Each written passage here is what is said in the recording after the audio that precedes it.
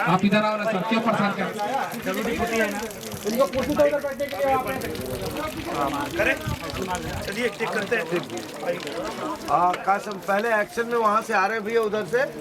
अरे कुछ बता, अरे कहाँ समझ में आ गए, कुछ बताइए। वो पूरा डायलॉग लेते हुए आ जाइए आप लोग, है ना? चलो व्हाइट ड्रोन उड़ा लो। फिर ये बोलेंगे नहीं कुछ जब तक पानी नहीं पी लेंगे, है ना?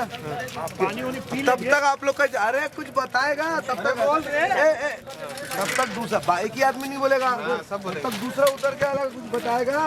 क्या समझ में आ गया? लेकिन ये एक आप बोल दिए तो समय दे। जाइए जाइए सर लेके जाइए भाई।